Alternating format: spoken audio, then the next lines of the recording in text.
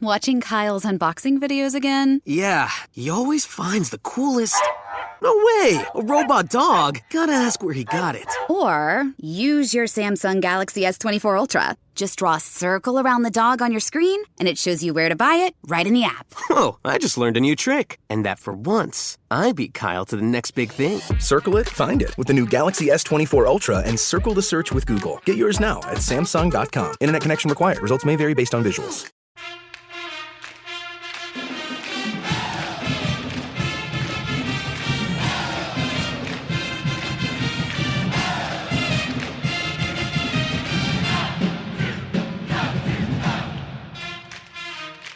Hello, Duke fans, and welcome to episode 396 of the Duke Basketball Report podcast. It is Wednesday, March 2nd, 2022. So that's 3-2-2022.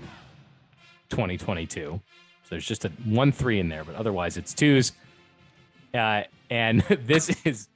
There's a zero too. Sam, there's a zero. Yeah, I just completely lost my place, but I'm back now. I'm Sam Klein. I am your host. For this episode, we have to talk about the fact that Duke laid down the law yesterday against Jeff Capel and the Pittsburgh Panthers. I am joined, as always, by Jason Evans and Donald Wine. Jason, sir, how are you? I'm good. It's getting frightfully easy and not tense to watch Duke basketball games. I kind of enjoy that. Yeah, it turns out when you're playing a bunch of teams that are like on the bubble for making the NIT, then things get a lot easier. Donald Wine, you're also here, and you were in the arena last night at the zoo. Tell us just very, very quickly, what was that like, and then we'll come back and talk more about it. Well, it was fun. I just got back. I literally drove up yesterday, stayed with a friend from soccer, and then drove back this morning. So just got back to DC maybe half an hour before we record here. But yeah, it was a lot of fun. It was my first time at the Pete. And of course, I will talk about a lot of things that went on in the building as we get into this recap. Did you do any Pittsburgh tourism while you were there, eating at any of their notable food institutions, visiting any of the historical sites? Before we talk about the game, tell us about visiting Pittsburgh, or was it just in and out for this one event? Like the California burger joint, I was in and out. I went there. I've been to Pittsburgh before a few times, so I've seen some of the places. I have eaten at some of said establishments, so I didn't have to bother with that. But yeah, I just went there, was there for a couple of hours, went to the game, and then this morning got up very early to drive back. Excellent. Okay, guys, we have to do the headlines. We have to do the good. We have to do, I don't know, I guess a little bit of bad. Yesterday was mostly good for the Blue Devils. It was an 86-56 victory against Pitt. The game was over about 3 minutes in. Duke jumped out to a pretty commanding lead and just coasted all the way to the end. There was even less drama in this one than there was against Syracuse, where at least against Syracuse at the end of the first half, there was that run where they ended up down, like 14 or so, but the crowd got back into it. I didn't feel much of that at all yesterday against Pittsburgh. But before we do the details, we have to do the headlines. So, and before I get to the two of you and your headlines, we need to read the headlines that came into the inbox. We got one from the K-Man, said Panthers uncapable of stopping Kiel mode as Devils clinch top seed in the ACC tournament. That was the other, by the way, big headline from yesterday, is that Duke is the number one seed in the ACC tournament and at least gets a share of the ACC regular season title. Whether they win it outright may be decided tonight, but may also be decided on Saturday. Yeah, and Sam, you should make it clear that the K-Man's headline was a play on words, uncapable. He put Jeff Capel's name in. I got that. I said it. I didn't make it explicit. So thank you for calling that one out. It's a challenge. Headlines are a visual medium typically, and we're making them audio, so it's tough. This is the difficulty of podcasts. Sometimes if our voices weren't so distinct, we would also have to announce who each of us are. So that's its own problem. From Daniel, listener Daniel, Blue Devils lock up the Panthers in the Oakland Zoo with keels made of steel. I don't know if you're sensing a pattern. We are going to talk about Trevor Keels. Listener Paula sent us Devils rain threes over the Pit. which I also appreciated, the Pitt as opposed to just Pitt. So and I guess... and again, a visual thing. She spelled rain, not RAIN, but REIGN. Because See, there you go. Yeah, exactly. So guys, I feel like we have to talk about 3-point shooting, and I feel like we have to talk about Trevor Keels. And coincidentally, perhaps these two things intersect. I think this is the big headline from this game. So Donald, what was your headline related to Trevor Keels and or 3-point shooting and or puns about being in Pittsburgh? Well, for me, it is Keel mode quiets the Pete as Duke declaws the Panthers. Jason, did you have a distinct headline? I do. I actually like what I came up with. I have 201, one spelled WON, because this was Coach K's 201st ACC road victory. So 201 is my headline as Coach K concludes his journey through the ACC road with a blowout victory. What a fine way to finish off his ACC road journey. I got 3 rivers and 3 pointers for the Steel City. So let's get into this. Let's get into this. Donald, you were in the building. I need to let you go first. Tell us what you saw last night, and I really want you to tell us about Trevor Keels. Yeah, so before we get to that, let me talk about a little bit of went on pregame. Obviously, I think it was honestly probably the most sentimental of the gifts that Coach K has received so far this season. Before the game, obviously, they played a video where a lot Sam Clancy, who was in the building, Dick Grote, who was a former all-time legend at Duke, but also a former broadcaster for Pitt, played baseball as well, one of the great athletes of our generation, or of our society, and he was in the building, so he was able to spend 15 minutes with Coach K before the game, which I thought was pretty cool as well. There were a lot of cheers. There was a lot of Duke Blue in the building. So when Coach K came out, there's obviously a lot of people standing up. But after this particular commemorative video, Jeff Capel, who had already spent time with Coach and the coaching staff before the game, he handed Coach K a sculpture that was made of Pittsburgh steel, and it was in the form of a fist. Now, everyone who has been around the Duke program in the last 42 years knows that the fist is a very central theme of Coach K's coaching, mantra. And it has been something that has stuck with Jeff Capel throughout his time, both at Duke as a player, also as an assistant coach, and then in his stints as head coaches at various places. So he presented that to him. And I think they both were very emotional when they spoke about it after the game. But even when you saw it pregame, they both looked very emotional at that point because it was a very sentimental moment. It obviously means something that throughout this whole time, that fist, even as a student, we all have embraced that motto of the fist, 5 players performing as one, that was the kind of gift that kind of brought it all full circle. So I really thought that was a really, really cool gesture from both Jeff Capel and the Pitt Panthers. And by the way, before you get, Donald, to Trevor Keels and the game, the other gift commemorating Coach K kind of thing was they had, I'm not sure if you saw this, they showed it at halftime on TV. There was a guy who did a painting, and the painting was, yes, it was like, he's like a speed painter, like he did it really fast. But he did it upside down. Oh, he did? If you didn't notice that, they didn't show that part, but they showed it obviously in the building. He made that during halftime upside down, which is incredible. Yeah, I really loved it. It was both Jeff Capel's face and Coach K's face sort of right next to each other. And I thought that was really cool. I don't know if they actually, I'm guessing they gave that to Coach K. We didn't see that happen. But and by the way, I agree with you. I thought that steel fist was, and Coach K said in the post game that it was really heavy. Yeah. I thought, that's one of the cooler gifts. It was an oversized fist made of steel. It was like something that Thanos would have thought was cool. Exactly. Funny thing is Jeff Capel was like, I thought it would be heavier, but it was heavy, but it wasn't that heavy. I think he was saying that in jest.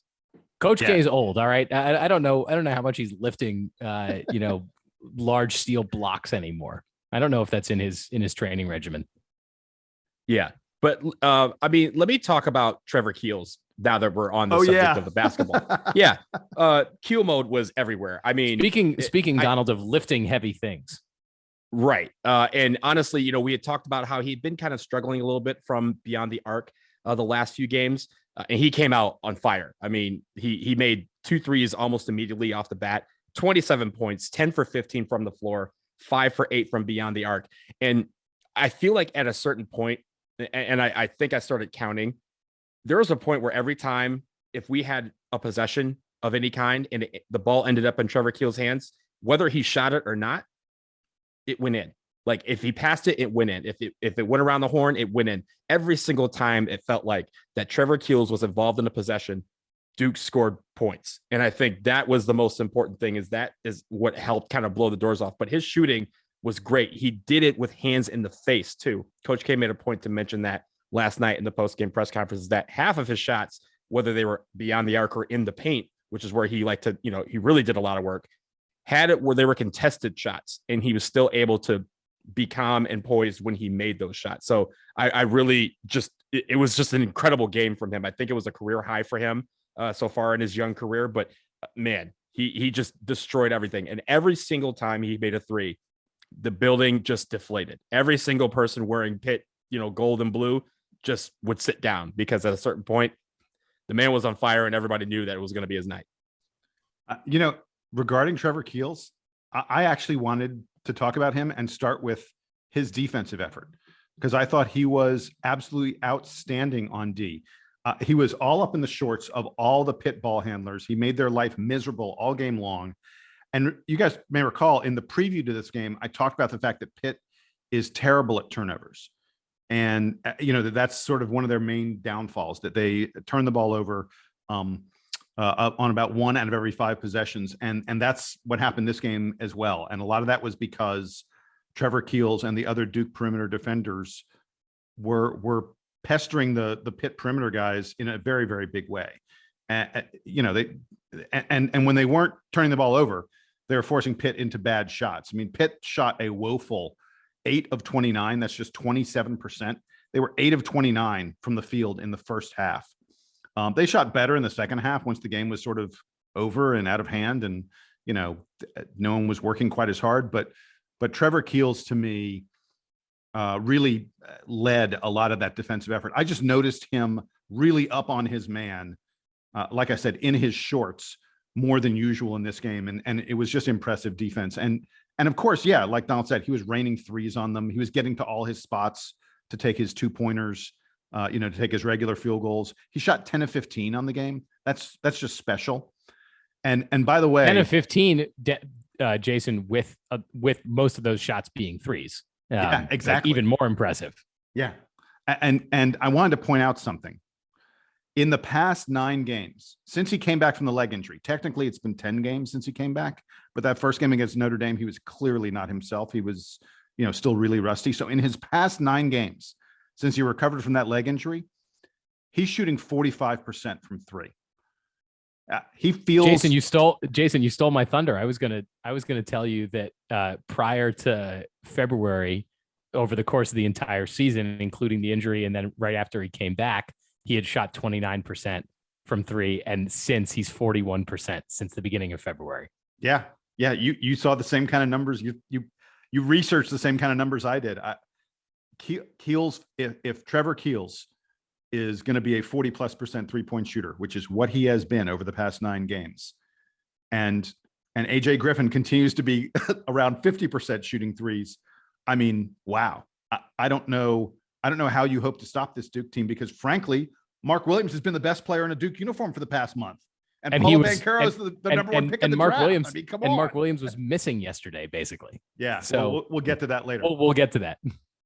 I will say this, just from the standpoint, I mean, you can expand from Trevor Keels here. We shot 59% from the floor, 50% from 3, and 11 for 13 from the line. So we weren't missing a lot. We shot 70% in the second half. That's just taking a team out of the game immediately. This is the big killer here. We scored on 62% of our possessions, compared to 43% of their possessions. That right there is your ball game. Like, again, that's it felt like number 60. That's crazy. Yeah, I mean, that includes like offensive rebounds or whatever, going to the line, making shots. It seemed like at a certain point, every single time we went down the floor, we got points out of it. We averaged 1.2 points per possession or something like that, which is insane. So I think that is what took Pitt out of it immediately. And Jeff Capel even said this last night. The fact that someone asked if, looking ahead to the NCAA tournament, if we're a good team. And he goes, look, if they're shooting the way they shot the last couple of games, I believe we've shot 26 threes. I mean, or made 26 threes the last couple of games. If we shoot like that, there's very few teams in the country that's going to hang with us. Yeah. And Trevor Keels was not the only guy that was making shots last night. Paulo Banchero also went 3 for 3 from beyond the arc, including a number of other made baskets. Jason, I know you took a look at the shot selection and the shot selection chart from last night's game. What are you seeing on it? Like I was saying earlier, the way Duke's been shooting threes lately, there's no one that's going to beat them. And that's just, I want to be clear. That's just a fact. If this Duke team's hitting, 40, 45, last night we hit 50% from three. If we're in that kind of range, you're just not going to beat Duke. But I wanted to talk about mid-range shots, which, as you know, are the bane of my existence. I hate mid-range jumpers. And against Syracuse, I was so excited because Duke only took 11 mid-range shots. And frankly, a lot of those were taken in the lane anyway. The shot chart was an actual thing of beauty. Against Pitt, we got away from that a little bit. Duke ended up taking 19 mid-range jumpers. And unlike the Syracuse game, there were plenty of them where they pulled up outside the lane. Trevor Keels and Paulo Banchero were unafraid to take, mildly to somewhat severely contested 13, 14, 15, even like 18 footers. And there's a piece of me that cringed every time they did. But you know what? In this game, they hit them. Duke hit 13 of 19 on mid-range jumpers, which is just a crazy kind of number. And I just wanted to, segue from that to, I thought Paulo looked incredibly comfortable in this game. All of a sudden, he has looked uncomfortable for a long time. And it's like the Syracuse game reminded him of the shots that he wants to take and the shot that he's capable of making. And, against Syracuse, he took all those threes in the corner. He was 4 of 4 on corner threes. In this game, he was 3 of 3, but he didn't take any corner threes. He took them all from pretty much straight on or just a little bit on the wing. But he, like I said, it just looks to me like Paulo feels like he understands what he wants to do again. And he had a good month where it felt like he didn't know what he wanted to do on offense. And frankly, the past 2 games, Paulo has looked like the number 1 pick in the draft again. And it's been the first time in several weeks that he's looked that way. And I mean, it's impossible not to feel like things are just coming together. He looked great last night. Just the simple fact that, even the ones that you kind of like, would pause for a little bit saying, oh, that's probably not a good shot. He looked comfortable taking it. And I think it wasn't where he felt, I don't think there was one shot last night where I thought he looked forced in doing it. He was in control the entire time. And I think that's the key here.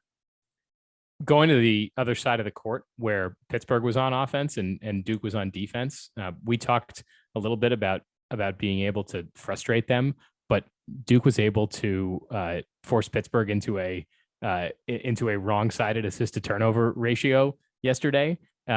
Pitt had 12 assists and turned the ball over 13 times. And normally Duke is getting assists by stealing the ball. Duke only had 5 steals yesterday. So there was a lot of frustration from the, at the defensive end. I mean, you can honestly just look at the scoring and say, wow, Pitt was really not able to get anything going yesterday. None of their guys had particularly keen shooting nights. So a really great effort by Duke to frustrate Pitt. Not that Pitt's offense is particularly efficient, even against a mediocre opponent, but good to see Duke kind of keep them at a distance the whole time, because as we've been saying, these are not games that Duke wants to be making them competitive just for the sake of competitive. Pitt was not able to get anything going on offense yesterday. And Sam, hand in hand with your talk about Pitt's turnovers was the fact that Duke had only 6 turnovers in this game.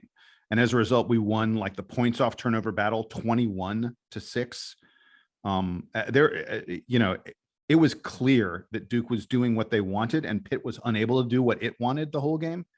I just thought it was really impressive at both ends of the floor. And it feels to me like Duke is sort of playing like champions.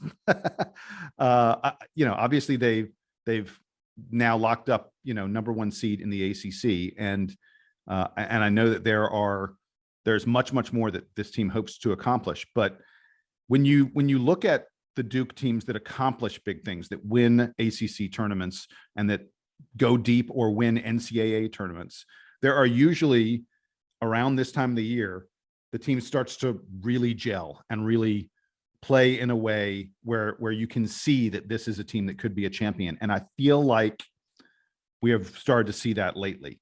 Since that inexplicable loss to UVA, Duke has been the best team in the country. I'm not saying that my opinion.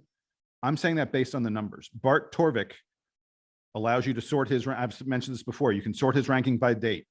If you go to Duke's last 7 games since that Virginia game, and you sort the entire country, the Duke Blue Devils have been the best team in the country over those past 7 games.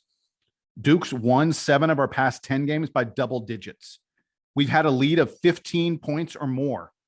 Again, not just winning by double digits. Duke has led by 15 or more in 8 of our last 10 games. Only UVA, Virginia is the only team. And part of that, I think, is the pace they play at. But Virginia has been the only team that Duke has not posted a 15-plus point lead against in their past 10 games. This is what great teams do. It takes the opponent out of the game from the start, cuts off their hope, and then never lets them back in it. And last thing I wanted to mention, we just posted 3 road wins in 6 days. That's crazy. And 5 in the last 7 games. This 7-game winning streak includes 5 on the road. Yeah. But 3 road wins in 6 days is truly impressive. It shows that this team has the focus, the fortitude to handle the quick turnaround of the NCAA tournament. I'm as optimistic as I've ever been about this Duke club right now, even more so than after we beat Gonzaga. I think also going back to the other side of the ball for a second, Duke allowed 19 points in the first half, which is the second lowest that they've allowed in the season. I mean, there was that Notre Dame game back on January 31st where we allowed 14 points. And it was, Wendell Moore did great. I think, for all the struggles that Mark Williams had on offense, on defense, again, there's a lot of times he blocked a couple of shots early, like monster blocks. He had a couple of dunks or 1 dunk. And then guys were just not going in the paint because once he came out the game, Theo John was also doing work inside too on defense. There's a lot of guys who are locking down and making Pitt take terrible shots. And that we didn't get a lot of steals. We normally get 8 or 9 steals in a game. We only got 5. But I wasn't worried about that because our defense was so great at locking down guys and making them take shots that were really, really far off. And Pitt just could never get a handle of that. Jason, let's wrap up the good. I want you to tell me about Wendell Moore's performance last night. Yeah, stop me if you've heard this before. But Wendell Moore went for a 10, 5, and 5. In fact, he had 13 points, 6 rebounds, and 5 assists. I know in our little stat game that we did at the beginning of the season, I know that there are several categories that I absolutely am getting blown out of the water on. But I think I'm so happy that I came up with the idea of tracking Wendell's 10, 5, and 5 games because it has really turned into something special for him. It so perfectly captures the full scope of how Wendell impacts the game in so many different arenas. And in fact, I now feel kind of bad.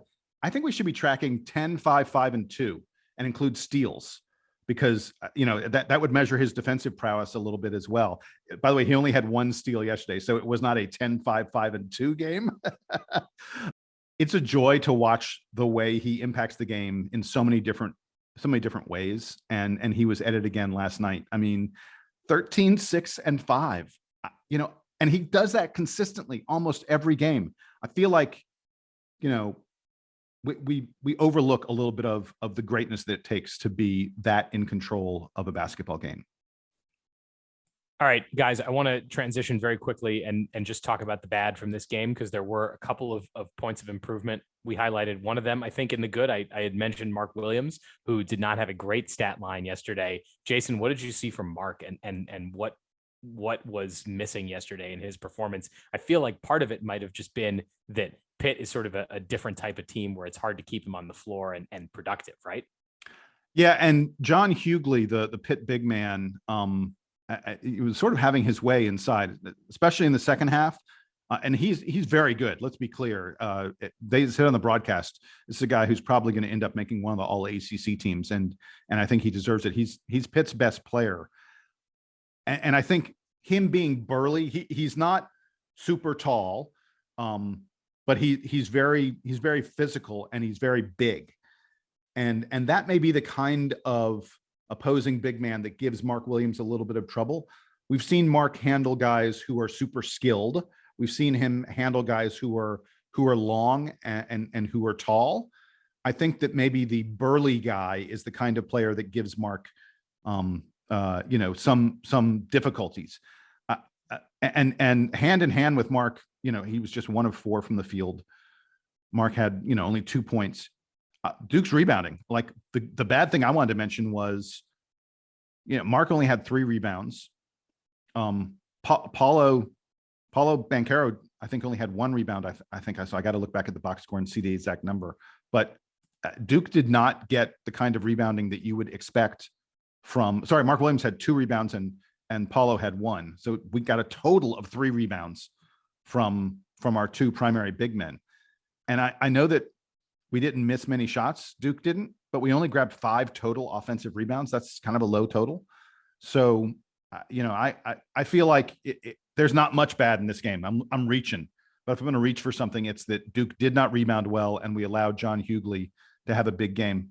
But I'm not that worried about this because, like I said, I think Mark Williams has been the best player for the Duke Blue Devils over the past month. So one-off game I can live with. John Hughley was way more aggressive in the second half than he was in the first. I think he took the game to Mark Williams and Theo John when they were in the game. If you noticed in the second half, he spent a lot of time just making sure he got himself inside the restricted area around the basket so that he knew once he got the ball, all he had to do was go straight up and know that he was either going to get fouled or they're going to let him get the basket. So I thought he was way more aggressive than that. And I think in the second half, Mark Williams, Paulo Banchero, Theo John, our big men, should really focus on keeping guys out of that part because that's where fouls occur. And that's where quick points will allow a team to creep back into the game. When it comes to Pitt, though, they were never in this game. So it was going to take a lot of John Hughley to get back in this game. And they just didn't have 9 guys that were named Hughley scoring points in the second half. I think with Duke, just the closeout in the second half defensively, making sure guys don't get in the paint and cleaning that up a little bit. That's the only really thing I saw from Duke that wasn't a real backbreaker. Donald, at what point in the game yesterday did it feel like Duke sort of had the thing locked up? Because on TV, it was basically like there wasn't much that Pitt could do to counter Duke, at least not in the long run. Well, according to where I was sitting in the press box, it was about 3 minutes into the game when we were up 16-3. I mean, I'll say the students ended up leaving with about 7 minutes left of the game, minus a nice little, I thought it was kind of a funny thing. In the corner by the Duke bench, there was a group of students who were just drawn with Theo John the entire game. And I just want those students know that you are not about that life. Theo John is the wrong one to be messing with. And there was a couple of times where when Theo John had his dunk, his lone basket of the game, he dunked and he pointed right at those students. And those students, just the sheer look of terror across their face, I could see from the press box. So, but for most of the students, they weren't really into it. There was times, I think I may have told you guys this last night, but there was times where I could hear the communication on the court from the players, which if you're in a press box, you should never be able to hear. Yeah, you're a long way away. Yeah, I mean, it's not like I was at the top of the arena. I was in the middle, but no, like you should not be hearing that. I'm in Cameron and can't hear. I could be in the student section in Cameron and not hear the guys communicate on the court. I could hear from the press box. So that just tells you how quiet it was at times. They tried to get into it, but at a certain point with about, I think the under 8 timeout in the second half is when a lot of the students and fans started heading for the exits. Jason, speaking of the in-game experience, I know you wanted to just spend a minute on the announcing crew from last night. Corey Alexander was on the color commentary, if I recall correctly. You do recall correctly, and I want to point out, Donald, you praised Corey Alexander on our last podcast. You talked about how much you liked him against the Syracuse game. You gave him some love. I'm going to give him a little bit of hate. So Corey Alexander gets a vote for the ACC awards, for all ACC and Player of the Year, Defensive Player of the Year, stuff like that. And that's a pity because Corey Alexander had some really, really bad takes about who should win the major ACC awards. First of all, he said that he's picking Armando Bacot for ACC Player of the Year over Alondas Williams. I think that's absurd. Alondas Williams leads the ACC in scoring and assists. He has transformed a woeful Wake Forest team into a contender overnight. Armando Bacot is a nice player. He's a great rebounder, and he should be first team all ACC, but he should not be Player of the Year. It should clearly be Alondas Williams. And Corey Alexander said that Alondas Williams, his plays declined lately. That's why I'm picking Armando Bacot. Alondas Williams has had 2 okay games, not like terrible games, but other than that, he's been great. Like the past 2 games, yeah, he's been a little bit off, but I mean, come on. Like it's preposterous. And then Corey Alexander explained his Defensive Player of the Year pick. And he said that he was picking Reese Beekman because his other 2 contenders are Mark Williams and Wendell Moore. And he said he's picking Reese Beekman because he can't tell which of Mark Williams or Wendell Moore is better on Duke. And so he's picking someone who's not on Duke because he can tell that Reese Beekman's the best defender on Virginia. Huh? It's mind-bogglingly stupid. To be fair, Jason, on the last show, you mentioned that was going to be something that you feared voters would get into. Oh, yeah. Oh, but wait, what I feared was them splitting their ballot. But splitting your ballot doesn't mean you just pick the other guy. Like I feared the other guy. Some people will take Mark Williams, some people will take Wendell Moore, but then there'll be non-Duke people who really go for Reese Beekman. It doesn't make any sense to say I'm picking this guy because the other 2 guys who may be better than him, they're on the same team and I can't tell which of them is more dominant. That's just dumb. That's just Corey Alexander. That's not a good, if you want to pick Reese Beekman, pick Reese Beekman. Don't pick Reese Beekman because you can't decide whether Mark Williams or Wendell Moore is a better defender on Duke. To be fair, this is not the first time that someone has said that about a race that's like this. Not even in this sport, not even in sports. Jason, you're a fan of movies. This happens in the Oscars and the Golden Globes all the time. So I'm not too concerned about that. I will say Armando Bacot is probably like maybe 4th or 5th on my list of guys that I would consider for ACC Player of the Year, not number 1. So, but I mean, to each their own. I will say this, Jason, it's funny that you mentioned that because I got 3 people who messaged me last night saying, hey, I listened to what you said about Corey Alexander and Dave O'Brien, and I loved what they had to say during the game about the game. I think, the awards notwithstanding, a lot of people commented on how cool or how good they were on the broadcast last night for the game perspective. The last thing I'll mention, though, about Corey Alexander is when Michael Savarino came in the game at the end of the contest, Corey Alexander said, he's a senior. He won't be playing next year. No, that's not the case. And I would think that Corey Alexander has a roster like right in front of him where he can look these things up. But anyway, Michael Savarino actually has 3 years of eligibility left. I know that seems crazy. And he's a junior. But he's losing his most important advocate on the team because his grandfather's not going to be the coach next year. Anyway, that's neither here nor there. Guys, let's leave the Pitt game where it is. We are going to do a different episode later this week to preview the UNC game. I'll tell you more about our upcoming plans for the podcast, at least in the near term after the break. We'll also go around, take a quick look at the ACC and do a couple other topics before we get out of here. Stick around.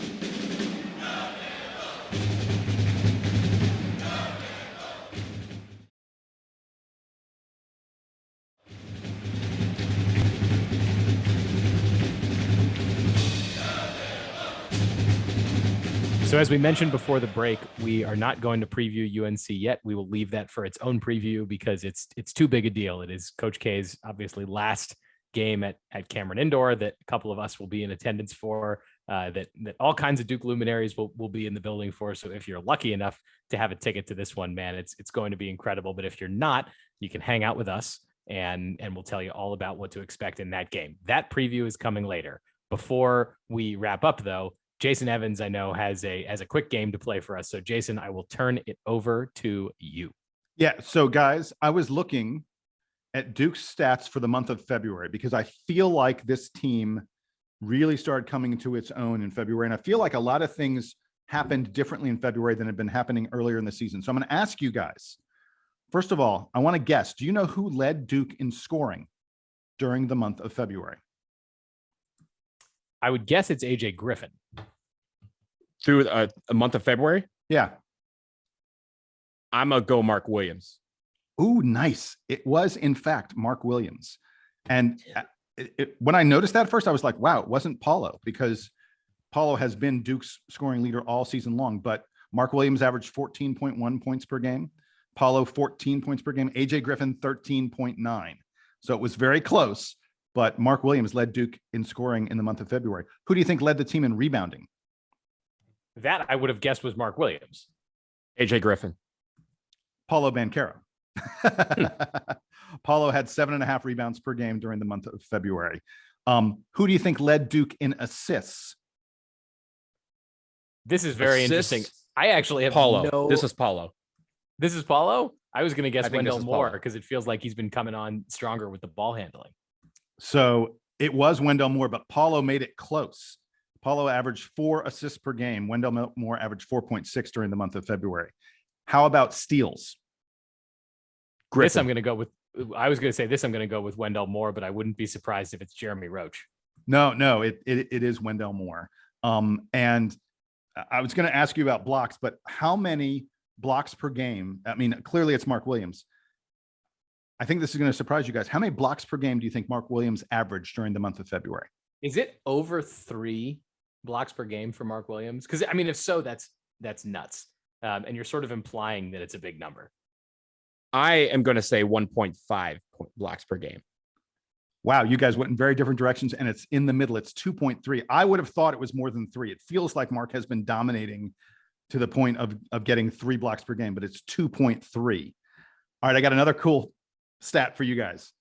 I want you to guess how many free throws AJ Griffin took in the entire month of February. A whole month. How many free throws did AJ Griffin take? How many free throws total did he take in February? 27. Sam? I feel like I don't have a good gauge for this. How many games were there in February? 1, 2, 3, like 10, 4, 5, right? 6, 7, 8 games 8. in February. Yeah. A good number there. Let's say AJ Griffin took 53 free throws in the month of February. You ready? You guys ready? Yeah. The number is 9. That is a shockingly low number. Wait, what? Does he never get fouled? Right. AJ Griffin never gets fouled. He only took Why is 9 free throws in the entire month. Isn't that crazy? Why doesn't anyone foul AJ Griffin? I don't know. This seems like a big question. Like, I don't like this one. I don't like that number. is that because he's taking a lot of threes? I mean, Yeah, like, he's been hit on those threes too. I think that when he goes to the basket, even if he gets hit, he's so strong that it doesn't look like he's been interfered with, and so he doesn't draw 9 total free throws for the month. He was 8 of 9, by the way. Great. Or great he does percentage. what he did last night. Where everyone gets the hell out of the way because he's coming in from like the upper elbow and just tomahawks on everybody. All right. So one other cool stat that I noticed, and we can stop with this sort of trivia game kind of thing, but Joey Baker, Coach K late in the season loves to shorten that rotation. Boy, Joey Baker has been shorted right out of that rotation. Joey Baker only averaged 6.9 minutes per game during the month of February. In January, in like the last 7 games of January, Joey played a minimum of 12 minutes per game, 12 minutes in every one of those games. Like he played between 12 and 20 minutes constantly throughout January. Starting with the very first game of February, he only had 1 game where he even reached 10 minutes. That Florida State game where he went off. That's the only game where he even played 10 minutes. He was mostly playing, 4, 5, 6 minutes per game during the month of February. The Coach K bench shortening really, really got to him. Last question for you guys. Ready? I want to know how many guys on the Duke team shot above 40% from 3 in the month of February. Not counting Savarino. I'm not counting Savarino. We know that Keels did because I already spoiled this in the first half of the show. So Keels, Griffin, I don't think Paulo got to 40% because I feel like we'd be talking about it more if he was all of a sudden like a lights out 40% shooter. So Keels, Griffin, I don't think Moore got there either, but Jeremy Roach might have because he's been shooting better. I'm going to go 3. Guys who shot over 40, you said over 40%, right? Correct. 40% from 3. I'm going to say You got to do this out loud, Donald. This is not not a silent activity. Okay. We're on a podcast. I'm in my mind. I'm doing math here. It's like an algorithm. I'm watching Donald do the math in his head. Donald, do the math out loud. Okay. So I got Paulo, Wendell, carry the 1, Jeremy, Trevor Keels +2. And then is there a minimum number of 3s? No. Rotation guys. Rotation guys. Oh, I mean, not including. I said not including Savarino, who might have. I just didn't see his stats for. I was okay. I'm gonna say 4 because I'm gonna say Bates Jones is in there too. So the answer is 4, but not the 4 that you mentioned. AJ Griffin, Trevor Keels, Jeremy Roach, and Joey Baker all hit more than 40% from 3. Joey actually hit 57% of his 3s during the month. He barely played. I was going to say, how many 3s did he take? 7? Yeah. Yes. He was 4 of 7 on 3-pointers. How was that for backwards mental math? Was recognizing that 50% was 4 for 7. That's pretty nice. That's pretty nice. Well done, Sam. So I just thought my value add here. Yeah. I just thought those were some interesting statistical kind of, and by the way, Wendell Moore was at 39% on 3-pointers for the month. So he was, and you guys mentioned Paulo. Paulo was at 29. Like Paulo was not good shooting 3s, but the rest of the team was great. He was good.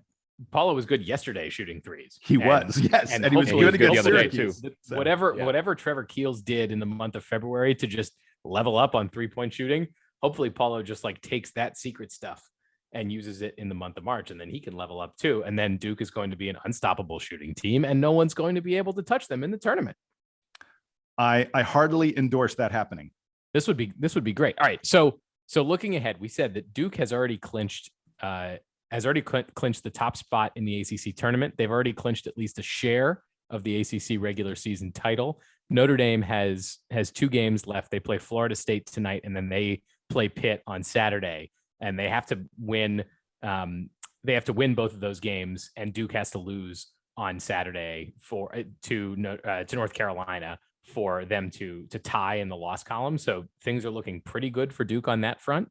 Elsewhere around the ACC, we can do a maybe longer look at the conference standings, especially as it relates to the ACC tournament at the end of all the games on Saturday. But it's not like anyone's our general overview of the ACC from the last few weeks has not changed much.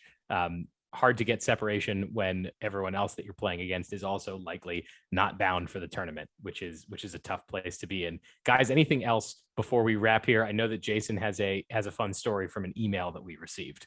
Yeah, Steve Van Dude is a listener who attended the Syracuse game, and he wrote to us and he said, "Oh, it was great. I had these really good seats and I could hear what was going on around the bench." And I went, "Okay, Steve, tell me, what did you hear?"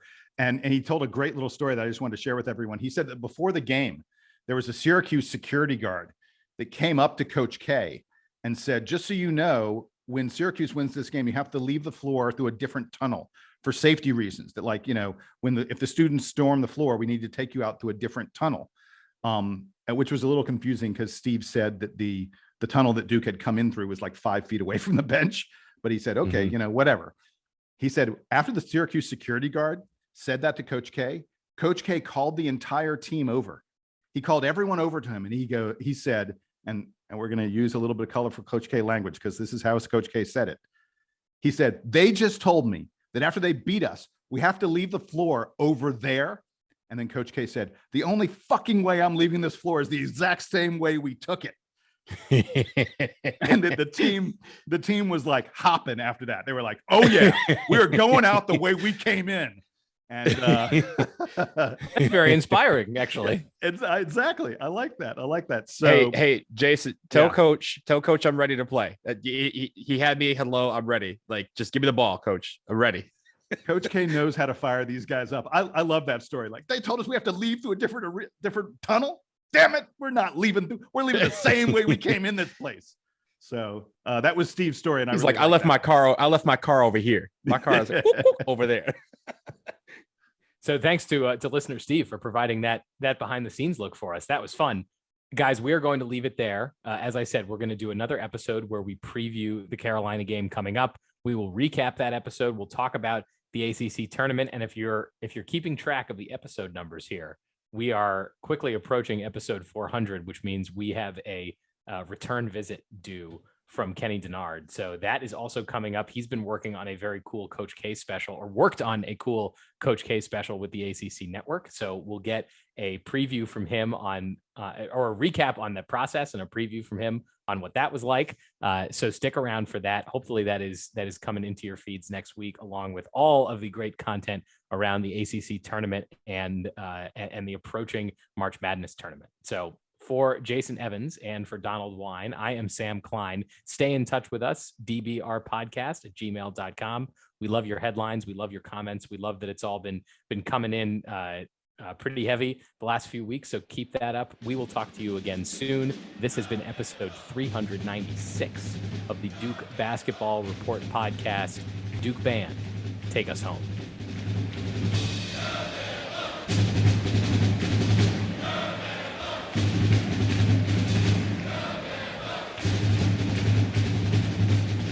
I mean, if you think about it, like there's obviously like the NBA players who a lot of them won't be there. There'll probably be some who have an off night and can go, but like there's probably players who can't get tickets, like former players who want to come back.